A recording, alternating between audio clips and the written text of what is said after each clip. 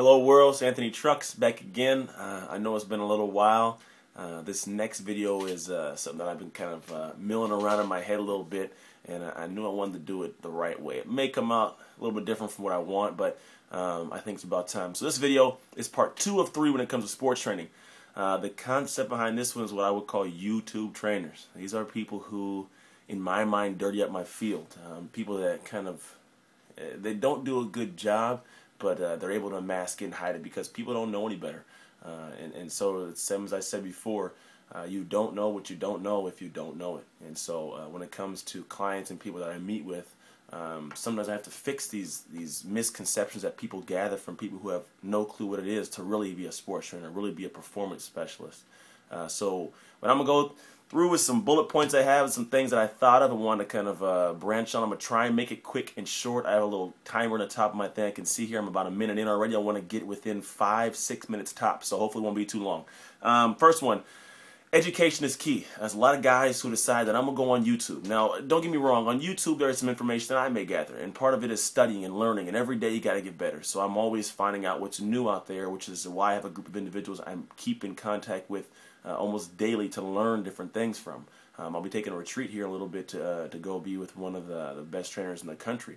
Actually, he's a trainer for Aaron Rodgers and Drew Brees. So I learn. I make sure I stay on top of things. Now, for me, when I do see a video on YouTube where I may catch somebody else's workout or see something that's cool, I don't simply say, hey, I'm going to pop that into my workout. That's the greatest thing. I'm going to do it right now. There's a lot of things I stockpile because I don't know where it fits in my program. I don't know if it fits with my mindset, my concepts for how I train. And so realistically, it may not fit and I may not use it, but it may be the coolest looking thing in the world. But if it's going to hurt somebody or if somebody's incapable of doing it, there's no way I'm going to have it in my program, which goes to one of the next things is, past having an education, there's something where people have to know what their athletes or their clients are capable of doing.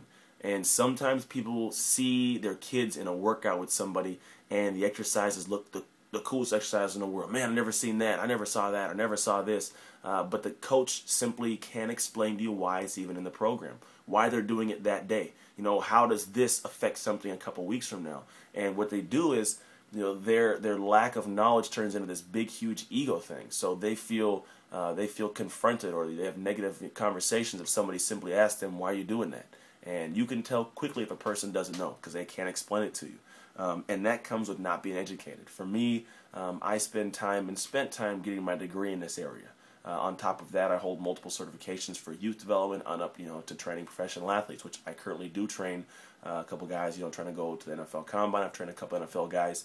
One actually brought his jersey in here. So my education allows me to do what I do and keep my mind up to date with what's going on. So the YouTube trainer person doesn't do this. They don't care. Their job is to get people in, do some cool things, and make you think your kid's doing a good workout simply because they come away tired.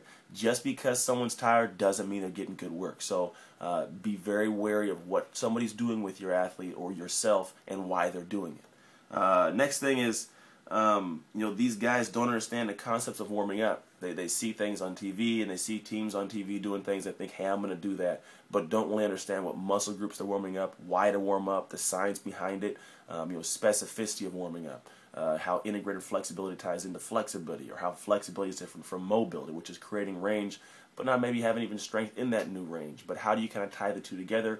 How do you progress? How do you regress? And so when it ties into things like program design, which they usually have no clue about, it's, if an athlete can't do something, or a client can't do a movement, how do I progress it, or how do I obviously regress it? If they can't do a squat with bands and chains, how do I take it down? How do I bring it up?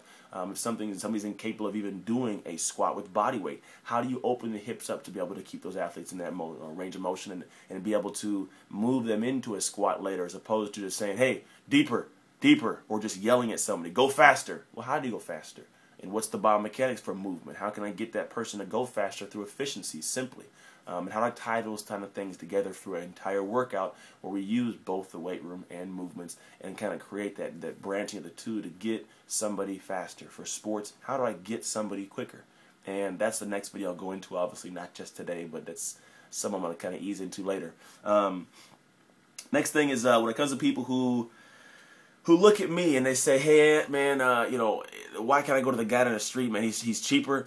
He's going to be, you know, he does some of the same stuff. The truth of the matter is, it's what you don't see that's important when it comes to program design and sports training. The things that are hidden are the things that are the most important. Consistency, the basics. Athletes at this age are not little professional athletes. When we're talking about youth development, I say youth, high school and below, really, you know, it's not, this is what somebody on TV, I saw this guy doing these crazy workouts, he's a professional athlete, I should do that. No, this guy's been doing these things for years. He's built up to be able to do that. You got to get the basics that he did down before you can try or even accomplish that later.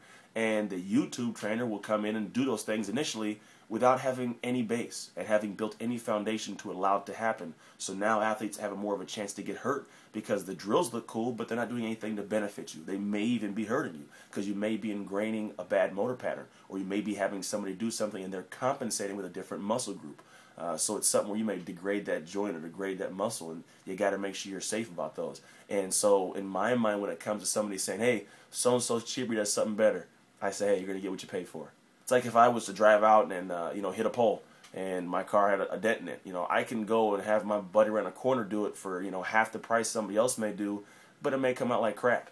And then when it comes around to me wanting to do it again, I got to pay him again. And so I could have paid, you know, cheaper the first time, a little bit more, and got it done the right time. And when we're dealing with athletes, you know, at a young age, you have one shot. I mean, the kids don't have years and years and years. When you get older, time ticks. And if you haven't taken the time to build up the right way, build a right foundation, you're wasting time.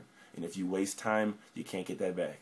It's something that I see every day where people want to find, you know, different loopholes and ways to do things cheaper. You're going to get what you pay for, and you may end up getting burned in the end. And that's something where, you know, whether who you train with or where you do it, sit down with the person and make sure there's a plan. Without a plan, you get nowhere. With no roadmap, you're driving into oblivion. You're going to get lost every time. And it's not simply walking to the gym, we're going to work out today. It's, you know, how are we going to do this? What are we going to do today and then tomorrow? And how's it going to affect me in 2 months? You know, how's it going to affect me next week? You know, how am I going to go from this level to that next level with a plan? With that said, have a great day. I try to get it tight, about 7 minutes, so I'm going to cut it off now. If you have any questions, I definitely got a lot more to add on this one. I just didn't want to go too in-depth. I've got probably about 5 more I did not even touch. So thank you for your time. Again, if you want to contact me, you can reach me by my Facebook, where it'll be, YouTube. I check the Facebook messages and the emails and all this kind of stuff regularly. So at the end, thank you for your time. Have a good evening, and that's it.